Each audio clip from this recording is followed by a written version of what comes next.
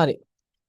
අපි මෙතන කතා කර හිටියේ හිරිමල් සිනාරැලි පෙනපිඬු මිහිරිතම කියන කවියේ කවිය අපි කතා කරලා ඉවර කළා. එතෙන්දී කෙටියෙන් මතක් කරොත් ඒ කියන දේ තමයි අපේ ජීවිතයේ විවිධ වූ කාලයන් වලදී විවිධ වූ ගැටලු ඇති වෙන්න පුළුවන්. ඒ වගේම ඒ ගැටලුකාරී ස්වභාවය ගත්තාම ඒකින්ද තමයි අපේ ජීවිතේ ලස්සන වෙන්නේ.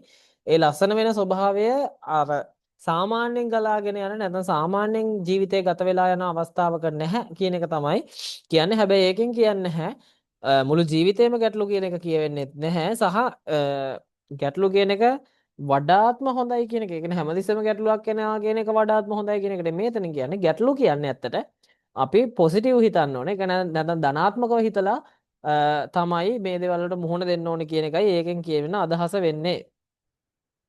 ඊට පස්සේ මෙතන ඊළඟ කවිය කියනවා මිනිසුන් නිවුරු වල යන එන අඩි සද්දෙන් ලය යට සසල බව මින් මතු නොනැගෙද්දෙන් කෙකටිය ඕලු නලියන දිය රැලි මැද්දෙන් මල්පෙති වියලි කොළ එන අතකට එද්දෙන් මේකේ තර ලස්සනම දර්ශනයක් කියනවා මිනිසුන් නිවුරු වල යන එන අඩි සද්දෙන් මිනිස්සු මේ ගඟේ ඉවුර දෙපස යනකොට ගඟට පොඩි බයක් ඇති වෙනවලු. ඒකට හේතුව තමයි සාමාන්‍යයෙන් ගඟට විවිධ දේවල් මිනිස්සු විසික් කරනවා. සාමාන්‍යයෙන් අර අපි මුලින් කිව්වාගේ අපද්‍රව්‍ය දානවා. එක එක දේවල් මේ ගඟට කරනවා. ඒ නිසාම මිනිසුන් ඉවුරු මේ ඉවුරු වල යනකොට එන අඩිසද්දේ ලයයට සසල බව මින් මතු නොනැගෙද්දේ. ගඟ ඒ තුලින් අර හිතේ පොඩි චකිතයක් ඇති වෙන ස්වභාවය නැත්නම් හිතේට ඇති වෙන බය මේකෙන් පස්සේ කවදාකවත් මතු නොවේවා කියලා ප්‍රාර්ථනා කරනවා. කෙකටිය ඕලු නලියන දිය රැලි මැද්දෙන්. කෙකටිය ගස් කියන්නේ සාමාන්‍යයෙන් ගංගා ඉවුරු වල හැදෙන జాතියක්. පං විශේෂයක්. එතකොට ඕලු කියන්නේ ගඟේ ටිකක් ඒකත් දිය පාර ගොඩක් සැර නැති තැනක මඩක් සහිත ප්‍රදේශයක තමයි සාමාන්‍යයෙන් ඕලු නෙළුම් වගේ අපි පංච පුෂ්පයන් හැටියට සලකන පස්පියුම් හැටියට සලකන මල් වර්ග ටික හැදෙන්නේ. එතකොට එතන කියනවා ඒ ටික නලියන නැත්නම් ඒව තියෙන ඒ කියන්නේ දැන් ඒ ගස් තියෙන නැත්නම් ඒ මල් තියෙන ස්වභාවයත් එක්ක ඒ තැන් වල දියරැලි මැද්දෙන් සාමාන්‍යයෙන් ජලපහර උඩින් මතු පිට ජලපහර ගොඩක් වේගෙන් ගලාගෙන යන්නේ යට තියෙන දියරැලි ස්වභාවයෙන් තමයි මේ ඒ හරියේ සාමාන්‍යයෙන් ඒ කියන්නේ ওই වගේ මේ ජලාශ්‍රිත ශාක තියෙන ස්ථාන වලින් වතුර පාර ගලාගෙන යන මල්පෙති වියලි කොළ එන අතකට එද්දේ. එතෙන්දි කියනවා මල්පෙති වියලි කොළ මේ දේවල් ඇත්තටම අපද්‍රව්‍ය පාරිසරික අපද්‍රව්‍ය. එතකොට ඒ දේවල් එන අතකට ආපු දෙයක්. මේක කියන දේ තමයි මෙතනින් සරලව අර කිව්වා වගේම දැන් ගඟක තියෙන ස්වභාවය අරමුණු කරගෙන නැත්නම් ජීවිතය කියන පාඩමක් නෙමේ තුල කියන්නේ. මෙතනින් කියන දේ තමයි දැන් ගඟක තියෙන ස්වභාවය තමයි ගඟක මිනිස්සු ඇවිදිනකොට ගඟට පොඩි බයක් ඇති වෙන්න පුළුවන්. මොකද විවිධ දේවල් ගඟට කරන්න පුළුවන් නිසා. අනිත් පැත්තෙන් මෙතන කියන කාරණාව තමයි කෙකටි ඕලු වගේ අර ජලාශ්‍රිත ශාක බෝ වෙන්න නැත්නම් හැදිච්ච ස්ථානවල තියෙන කියන්නේ උඩින් වතුර පාර යන්නේ යටින් තමයි ජල පහර යන්නේ. ඒකවත් එක්ක ගත්තහම මල්පෙති වියලි කොළ එන අතකට එද්දෙන් කියන්නේ අර අපද්‍රව්‍ය හැටියට එන මල්පෙති වියලි කොළ වගේ දේවලුත් මේ ගඟේ හැමදාම ගහගෙන යනවා. ඒවත් කොයි විදිහට ආවත් කමක් නැහැ කියන අදහස තමයි මේකෙන් කියන්නේ. ඒකේ කියන අර ගැඹුරු ආර්ථය නැත්නම් ව්‍යංග්‍ය ආර්ථය තමයි දැන් මිනිස්සු ඉවුරු වලට එනවා කියන එකෙන් අදහස් කරන්නේ අපේ ජීවිතය ගත්තාම දැන් මේ ජීවිතයේ ගඟක් හැටියට මෙතන උපමා කරලා තියෙන්නේ. ඒතර ජීවිතය ගත්තාම අපේ ජීවිතයේ විවිධ අවස්ථාවන් වලදී අපිට විවිධ මිනිස්සු හම්බ වෙනවා. ඒ විවිධ මිනිස්සු අතරේ දැන් දෙමව්පිය ඒ වගේම සහෝදර සහෝදරියෝ කියන අය තරමක් වෙනස් නොවන පුද්ගලයෝ. තරමක් බහුතරයක් අවස්ථාවන් වලදී ඒ කාණ්ඩයන් ගත්තහම අපේ ජීවිතවල ඇත්තටම ආලෝකයක් දෙන සහ කාලාන්තරයක් තිස්සේ මේ ස්වභාවය එකම විදිහට පවත්වගෙන එන අය. හැබැයි කෙනෙක්ට හිතෙන්න පුළුවන් දැන් ගෙදර ඉන්න මල්ලි නංගි නැත්නම් අයියා අක්කා ගත්තහම මලම වදයක් කියලා හිතෙන්නත් පුළුවන්. ඒක අර සහෝදරත්වයේ මත බැඳිච්ච ආකල්පයක් මිස ඒක ඇත්තට මේ කියන කාරණාවට අදාළ දෙයක් නෙමෙයි. නමුත් මෙතෙන්දි කියන දේ තමයි අපේ ජීවිතේට විවිධ කාලවල එන මිනිස්සු ගත්තාම විවිධ හේතුන් හින්දා තමයි එන්නේ ජීවිතේට. දැන් ඔබගේ වයසත් එක්ක ඔබට මුණ ගැහෙන මිනිස්සු ශේෂ්ත්‍ර ගත්තාම ඔබට මුණ ගැහෙන්නේ ඔබේ යාළුවෝ මිත්‍රයෝ සහ ගුරුවරු වගේ වැඩිහිටියෝ වගේ අය.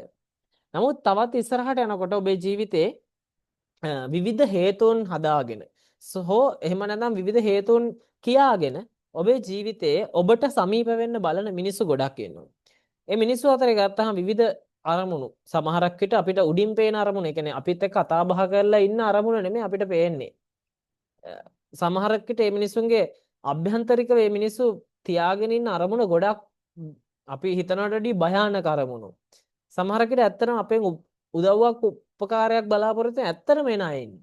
සමහරක් වෙලාවට තියෙනවා ඒ වගේ උදව් උපකාරයක් බලාපොරොත්තු වෙන්නේ නැහැ වගේ ඉන්න අපිට උදව් කරන්න එනවා වගේ ඉන්න. හැබැයි හැමතිස්සෙම බලන්නේ අපෙන් දෙයක් ගන්න. ඒ වගේ විවිධ පැති වලින් අපේ ජීවිතේ මිනිස්සු වෙනවා.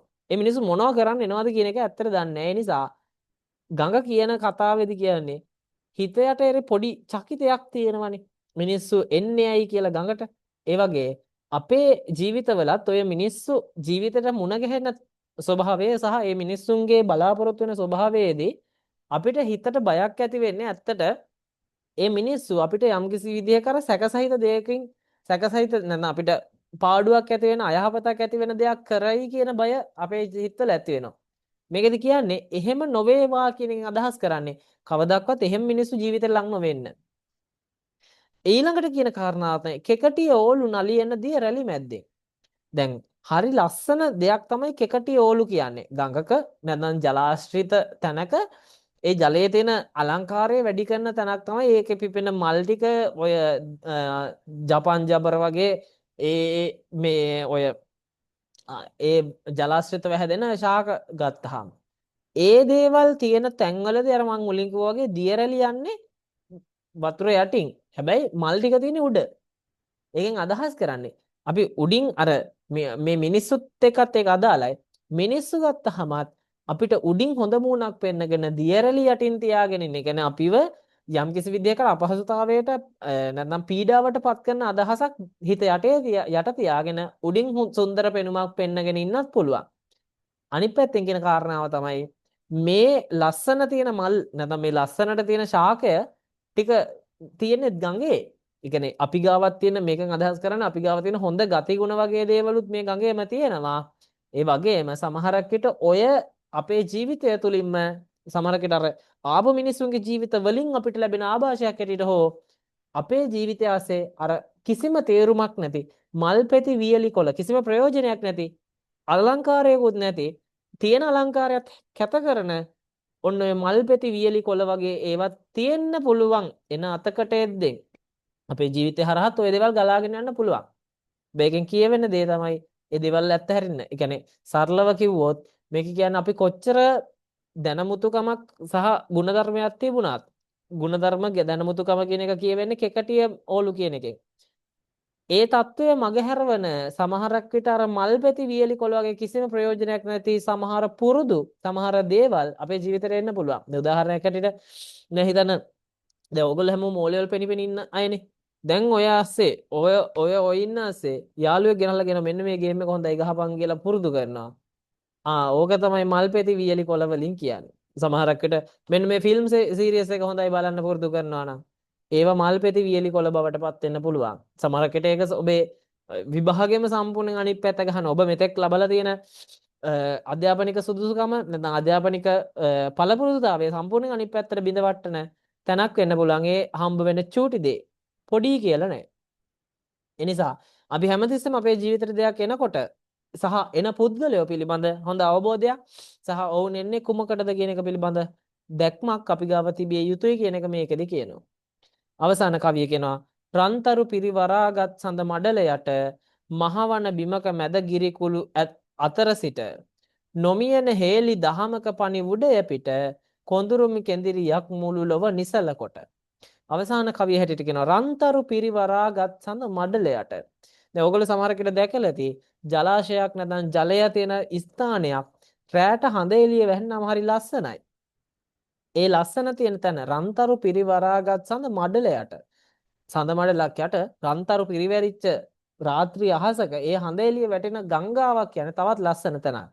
මහවන බිමක මැද ගිරිකුළු අතර සිට මහා කැලේක උස ගිරිකුලක් නැත්නම් උස කඳුපන්ති නැත්නම් උස මේ ගල්තලාවන් අතරේ ඉඳලා නොමියෙන හේලි දහමක පණිවුඩය පිට මම අරගෙන එනවා මේ ගඟ කියනවා නොමියෙන හේලි දහමක නොමියෙන කියන අදහස් කරන කවදාකවත් මිය නොවන නැත්නම් කවදාකවත් විනාශ නොවන හේලි දහමක් කියන්නේ ලෝක ධර්මතාවයක්.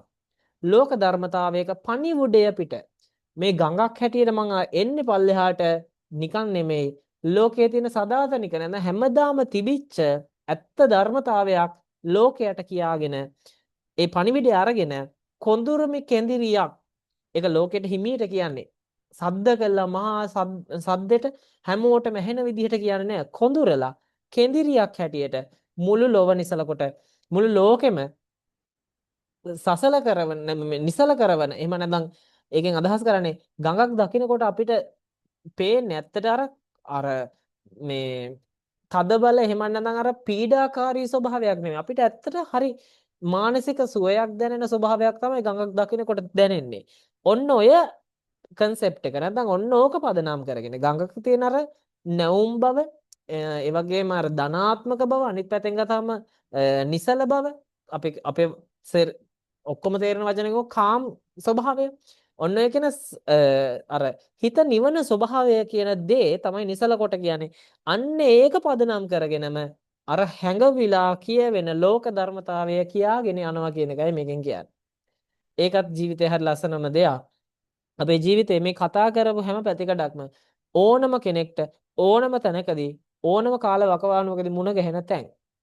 හැබැයි ඒ තැන් හරියට බුද්ධිමත්ව දැකලා ඒ දේවල් පිළිබඳ අවබෝධයකින් යුක්තව තමන්ගේ ජීවිතේට ගත යුත්තේ මොකද්ද නොගත යුත්තේ මොකද්ද කියලා තේරුම් අරගෙන ඒක වෙනස් කරගන්න එක සහ බැහැර කළ යුත්තේ අනිවාර්යෙන් බැහැර කරන එක අනිවාර්යෙන් ඔබ සතු වගකීමක්. ඒක වෙන කෙනෙක්ට කරන්න බෑ. ඒකෙදි මේ පාඩමේ ඔබට යොදන්න එක හේතුවක් සහ මම දකින විදිහට නම් ඔබට මේ ඔබ ඉන්න වයසත් එක්ක මේ දේ යොදන්න හේතුවක් තමයි විශේෂම අර අපි කියන්නේ වයස වැරද්ද කියලා යම් දේවල් තියෙනවානේ. ඒ ධර්මතාවත් එක්ක ගත්තාම යම් හේතුන් මත අපි සිදු කරන යම් දේවල් තියෙනවා. ඒක සමහරක් විට ඇත්තට නොකලා නම් හොඳයි කියලා පස්සේ කාලෙක හිතෙන්නේ. ඒක හිතෙන්නේ තව අවුරුදු ගාණක් ගියාම. හැබැයි ඒක කළා ඉවරයි. ඒ කියන්නේ මේ ගත වෙන මොහොතේ අපි ඒක කළා ඉවරයි.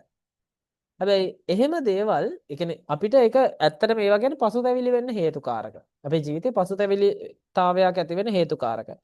එහෙම තත්ත්වයන් වලදී අපි ඇත්තටම නැවත නිවැරදි කළ නොහැකි වරදක් අපි කරගෙන අපේ ජීවිතේට. දැන් උදාහරණයක් හැටියට මම මුලින් කිව්වා වගේ අපි හිතමු සමහරක් වෙලාවට මෙතෙන්ට සම්බන්ධ වෙන කවුරුත් මේ තත්ත්වේ නැති වෙන්න පුළුවන්. නමුත් ඔබේ යාළුවෙක් හරි එහෙම ඉන්න පුළුවන්. කුමන හෝ මත්ද්‍රව්‍යයකට ඇබ්බැහි වෙලා ඉන්නවනම් ඒ ඇබ්බැහිය තුළ සමහරක් විට ඒ ඇබ්බැහිය මතම ඒ පුද්ගලයා සාමාන්‍ය මත්ද්‍රව්‍ය වල ස්වභාවය තමයි මුලින් පාවිච්චි කරන්නේ අර මොකක්ද මේකේ වෙන්නේ කියන එක හොයන්න. මම මේ මෑතකදීත් ওই වීඩියෝ එක ෂෙයා කළා group එකෙත් මේ මම ආයෙක තිබුණොත් එවන්න. මුලින් ඇත්තට මත්ද්‍රව්‍යයක් පටන් ගත්තම දවසේ මොකක්ද මේක කියන එක බලන්න තමයි පාවිච්චි කරන්නේ. ඊට පස්සේ ටික බලන්නේ ඇත්තටම මේක මත් වෙනවා මොකක්ද වෙන්නේ කියන එක බලන්න තමයි ටික දවසක් පාවිච්චි කරන්නේ. මනෝවෛද්‍යවරුගේ හරි ලස්සනට කියනවා. ඊට පස්සේ ටික කාලයක් යනකොට පොඩි දැනෙනවා පොඩි වෙනසක් ඇඟට වෙනසක් හිතට වෙනසක් හිතන පතන විදිහ වෙනසක් ඔය වගේ දේවල් දැනකොට ටික වුරුදු වෙනවා. ඒකත් හරි ජොලි නැත්නම් ඒකත් හරි ආතල් නේ කියන එකෙන් අද පාවිච්චි කරන හෙටත් පාවිච්චි කරන්න. ඕක දන්නේම නැතුව ඇබ්බැහියක් වෙනවා. ඇබ්බැහි වෙනකොට ඒක ජීවිතේ නවත්ත ගන්න බැරි වරදක් වෙලා ඉවරයි. ඒකෙදි ඇත්තට තියෙන්න ඕන තැන තමයි අර පටන් ගන්න තැනමත් පටන් නොගෙන ඉන්නව නම් අන්න එතන අර පසුතැවෙන්න කාලයක් ඇති වෙන තැන් වෙනස් කරගන්න පුළුවන්. ඒක මද්ද්‍රව්‍ය පැත්තට විතරක් නෙමෙයි අනිත් පැති වලටත් තියෙනවා. දුරකථනයට වේවා සහ අද වෙනකොට විශේෂම සමාජ මාධ්‍යයටත් ඇබ්බැහි වීම තියෙනවා. සමාජ මාධ්‍යවල යම් කතා විශේෂම අපි ටීවී සීරියස් නැත්නම් අනිත් පැත්තෙන් ගත්තාම යම් ඔය කතා මාලා හැටියට එන කතා ඒ දේවල් වලට ඇබ්බැහි වීම දෙනවා. සමහරු ගේම් වලට ඇබ්බැහි වෙනවා. අද කියන්නේ කොටින්ම සෝෂල් මීඩියා සහ තාක්ෂණය ගැන ඇත්තටම ඇබ්බැහි වීමක්.